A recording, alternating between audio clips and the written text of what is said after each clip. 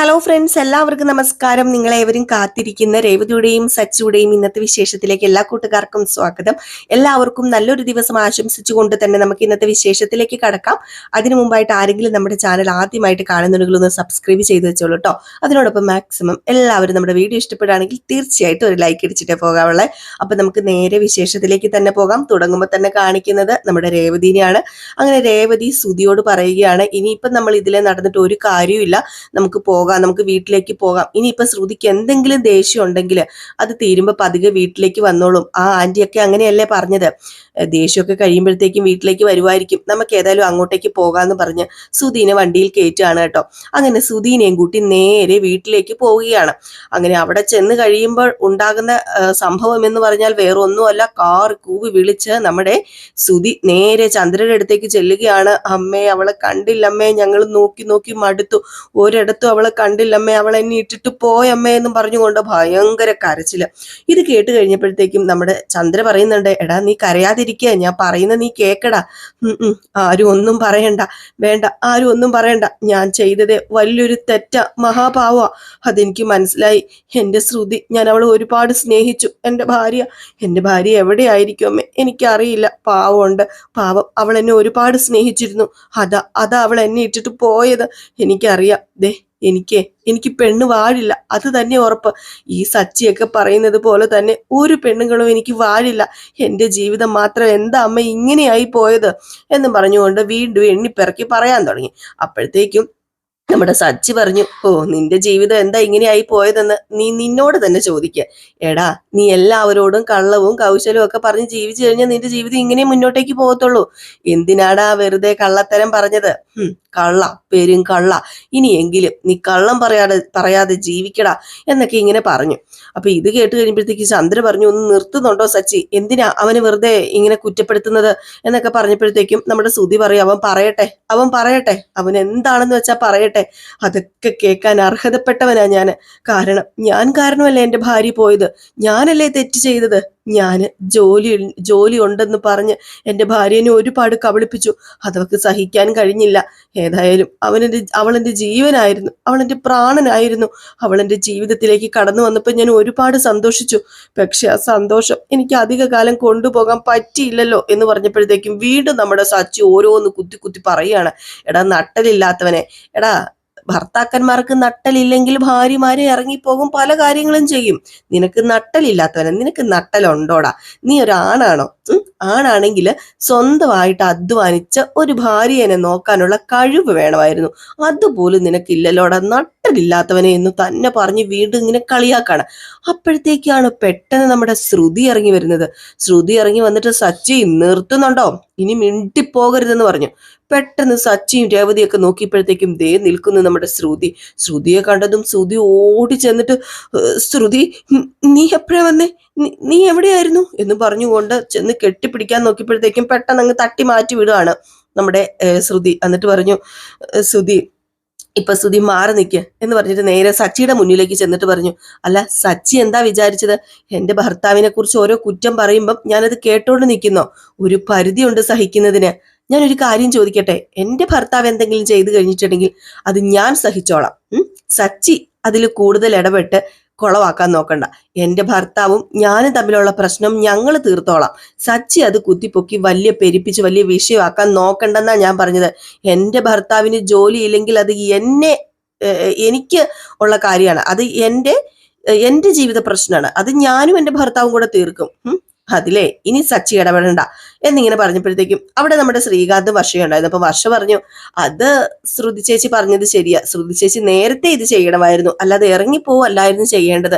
ഒരു ഭാര്യയും ഭർത്താവും തമ്മിലുള്ള എന്തെങ്കിലും പ്രശ്നം ഉണ്ടെങ്കിൽ അത് അവര് തമ്മിൽ പറഞ്ഞു തീർക്കും, അവിടെ വേറൊരാൾക്കും സ്ഥാനമില്ല എന്നിങ്ങനെ പറഞ്ഞപ്പോഴത്തേക്കും നമ്മുടെ സച്ചി പറഞ്ഞു, ഇപ്പൊ എല്ലാവരും ഒന്നായല്ലോ അല്ലേ? എത്ര ഒന്നാണെങ്കിലും ഞാനൊരു കാര്യം പറഞ്ഞേക്കാം, ഇവനെ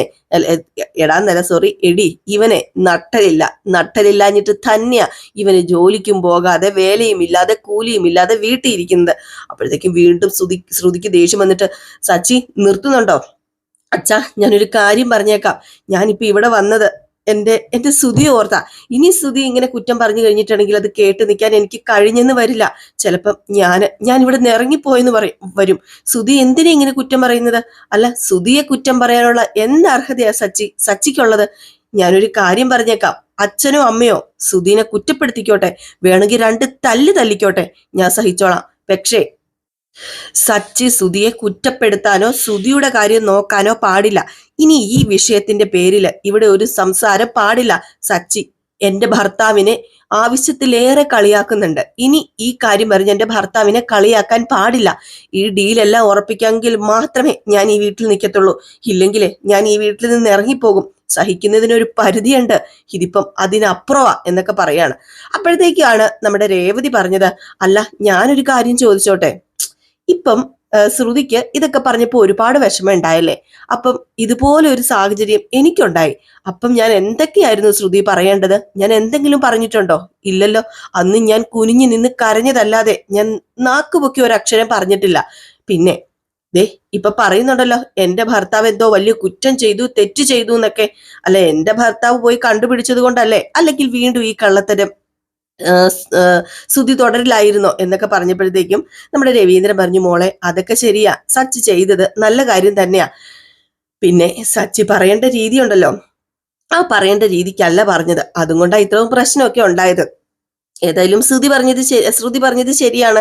ശ്രുതിയുടെ ഭർത്താവ് അവരവരുടെ കാര്യം നോക്കി എന്താണെന്ന് വെച്ചാൽ ചെയ്യട്ടെ. ഇനി സച്ചി, നീ ശ്രുതിയുടെ കാര്യത്തിൽ ഇടപെടാൻ പോകണ്ട. നീ ശ്രുതിയുടെ ഭർത്താവിന്റെ കാര്യത്തിൽ ഇടപെടാൻ പോകണ്ടെന്ന്. ഇനി ആരും ഈ വിഷയത്തെ ചൊല്ലി ഇവിടെ ഒരു പ്രശ്നം ഉണ്ടാക്കരുത്.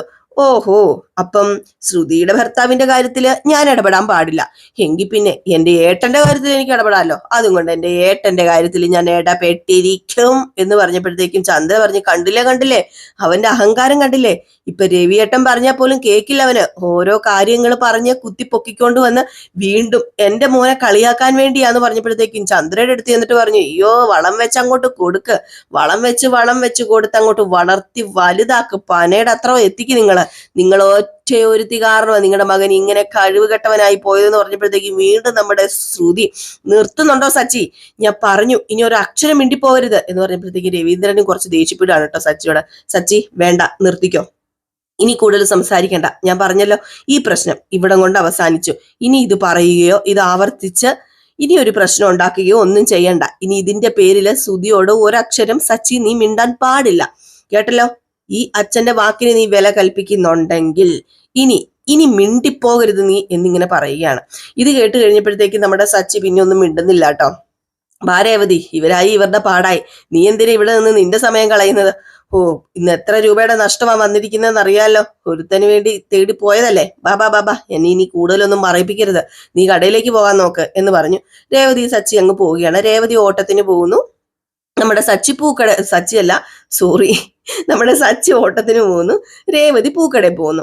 ഈ സമയത്ത് ശ്രീകാന്ത് വർഷയും അങ്ങ് പോവുകയാണ്. അത് കഴിഞ്ഞ് പിന്നെ അവിടെ ഉള്ളത് നമ്മുടെ ചന്ദ്രയും ശ്രുതിയും മാത്രമാണ്.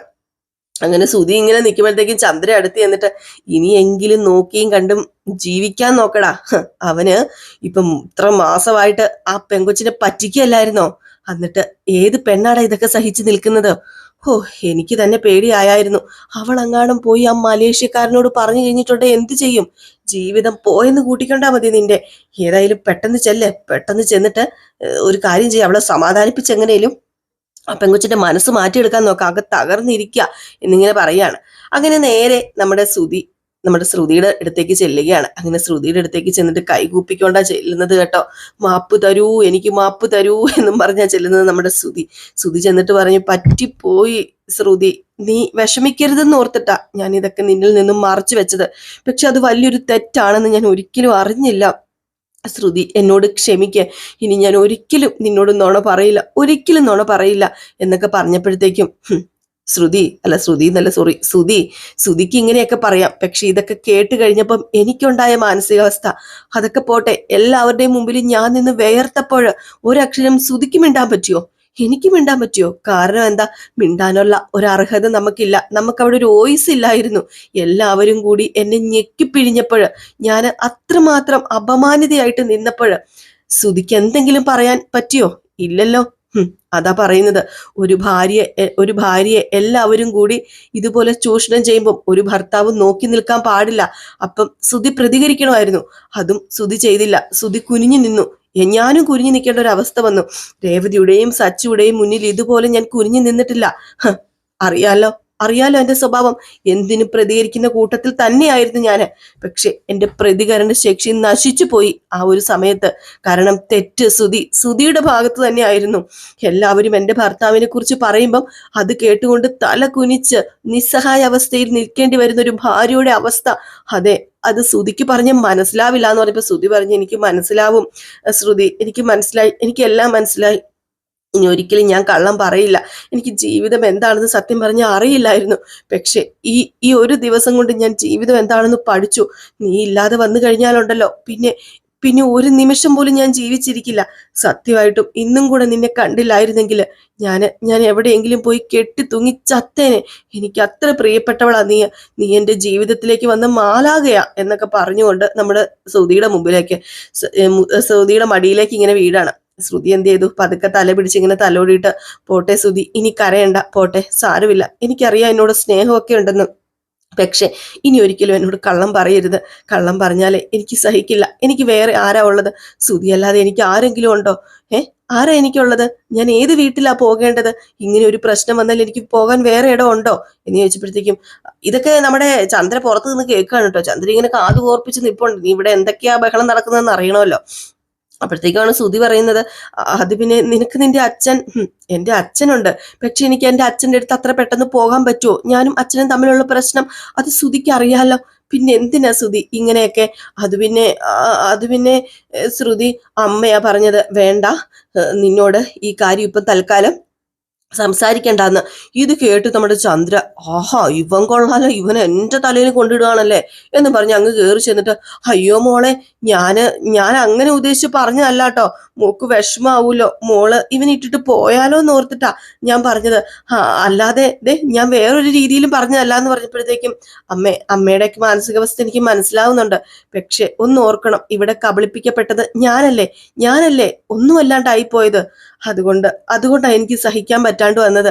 ഇനി ഏതായാലും ഞാൻ പോവില്ല, എങ്ങോട്ടും പോവില്ല, പോകാൻ ഒരിടവും ഇല്ലല്ലോ എനിക്ക് എന്നിങ്ങനെ പറഞ്ഞപ്പോ ചന്ദ്രയും പറഞ്ഞു, അതെന്താ മോളെ അങ്ങനെ പറഞ്ഞത്?